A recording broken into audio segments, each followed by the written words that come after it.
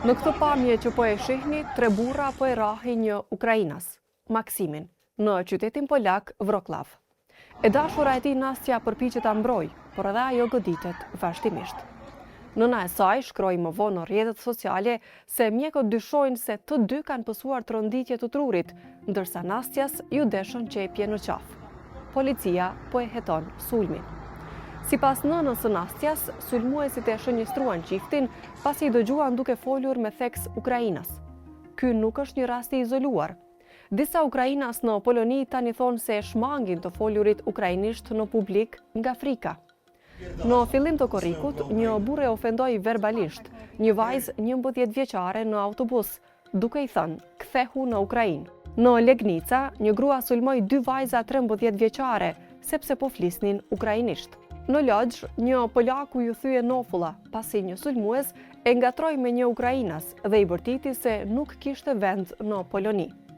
Në Poznan, 3 burra hynë në një zyrë të emigracionit dhe u përballën me një punonjëse ukrainase, duke e pyetur se çfarë mendonte për Stepan Banderën, një udhëheqës nacionalist ukrainas, trashëgimia e të cilit mbetet thellësisht përqarse në Poloni, ku forcat e lidhura me lëvizjen e tij fajsohen për masakrat e luftës së dytë botërore ndaj 10 mijëra polakëve.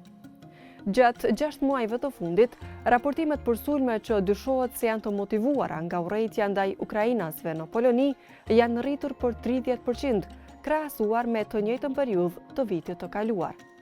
Kjo rritje e abuzimeve vjen ndërsa tensionet mes dy vendeve vazhdojnë të përshkallëzohen.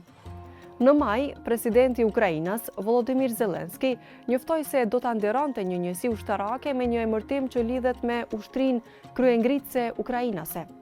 Polonia thot se kjo organizat masakroi rreth 100.000 polak në Volhini, e cila në atë kohë ishte nën pushtimi nazist dhe i njeh zyrtarisht këtë vrasje si gjenocid.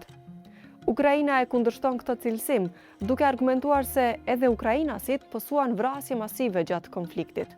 Në Украиnë, këto ngjarje njihen zakonisht si tragedia e Volinit. Историческая память Украины, ну, скажем так, она очень сильно отличается от исторической памяти в Польше, то риторика очень простая. Украинцы чтят Бандеру, украинцы чтят УПА, УПА убивала, проводила геноцид поляков на Волыни в 1943 году, поэтому мы не должны Украине помогать из-за того, что в соцсетях праворадикальные, значит, партии, да и не только, накручивают вот эту вот антиукраинскую истерию, то она начинает выливаться из интернета в реальную жизнь. Sipas një sondazhi të korrikut nga Qendra Polake për hulumtimin e opinionit publik, për herë të parë që nga fillimi i pushtimit të plot rus të Ukrainës, numri i njerëzve që e kundërshtojnë pranimin e refugjatëve nga Ukraina ka tejkaluar numrin e atyre që e mbështesin.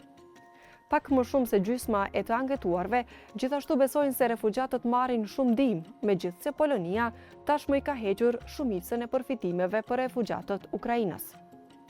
Autoritetet polake tani u bëjnë thirrje politikanëve të opozitës të ndalojnë përdorimin e retorikës ksenofobe dhe thonë se nuk do të tolerojnë nxitjen e urrejtjes ndaj ukrainasve. Polowanie na Ukraińca trwa. Potępiam tu w polskim Sejmie zachowania antyukraińskie.